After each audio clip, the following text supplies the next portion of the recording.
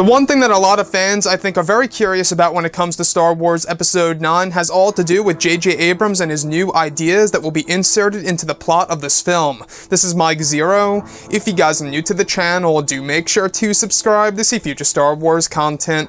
Now, a lot of people have been wondering more and more about the character of Kylo Ren and how J.J. Abrams will be treating the character in this film.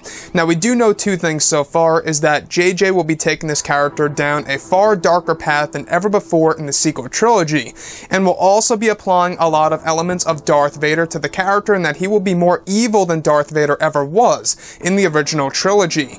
So with that being said, Kylo Ren really does have a lot going for himself in this film as far as making him a more intimidating character, not just to the characters but also to the audience watching this film.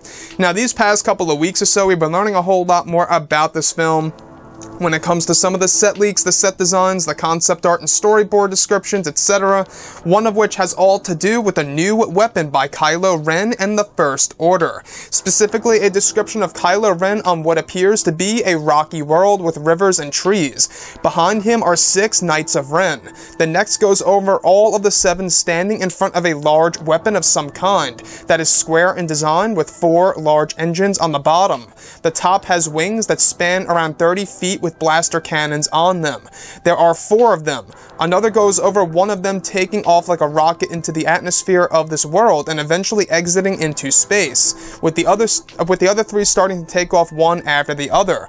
The afterburner has a blue color to it with lots of smoke trails as it leaves the planet. The last shows all 4 of these weapons in space with Kylo Ren's new shuttle, now leading all 4 of them toward a green world, which may be the jungle planet. Each of these weapons have what appear to be a small cockpit for the pilots to use. So I really wanted to go over a couple of parts about this and the reason as to why I believe that this is likely, of course, another version of the World Devastators that was actually a huge thing in the EU/Legends material of Star Wars as a whole. You know, if you guys have read Dark Empire or played some of the video games out there, the World Devastators were quite the different super weapons and/or weapons in the Star Wars universe, and it's something from what it seems here that Disney and Lucasfilm are cherry-picking from the EU and kind of creating their own version about it. So let me go over a couple of things here. Now, the original World Devastators, they did not have wings that spanned around 30 feet on each side.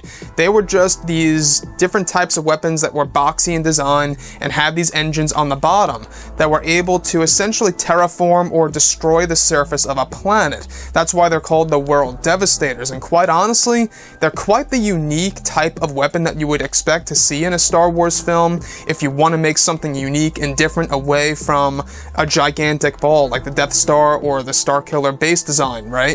So if they really want to do something completely new, this is it, and this is what seems to be their plan for Episode 9, is introducing super weapons. Not just one super weapon, but multiple super weapons.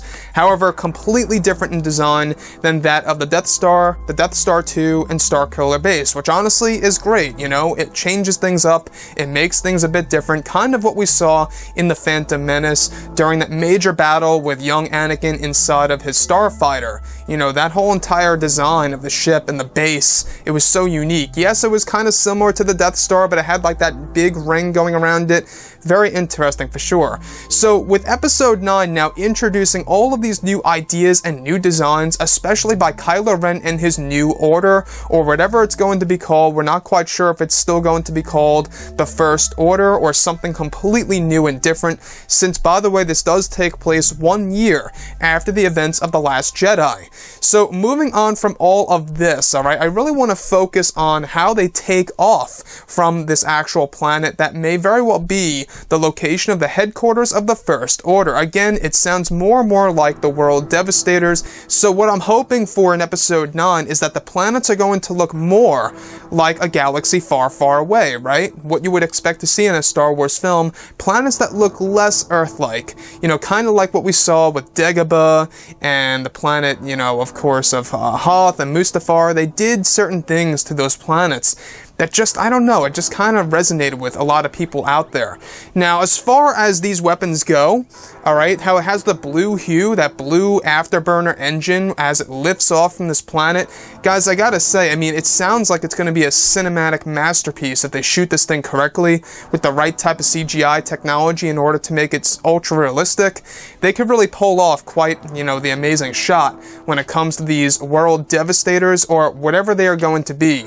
These things are similar to the World Devastators, there is no doubt about that, and that is one thing that I am truly looking forward to seeing in Episode 9, is of course Kylo Ren's new empire, quote unquote, his new order in this film, and how strong they really are going to be in comparison to when Snoke was the actual leader in The Force Awakens and The Last Jedi, and even before the events of the sequel trilogy. Anyways guys, drop a comment below, let me know what you think about all of this in the comments, and if you guys did enjoy the content for today, do make sure to drop a thumbs up on this video to support the channel. I thank you all so very much for the kind support, and I'll catch you guys next time.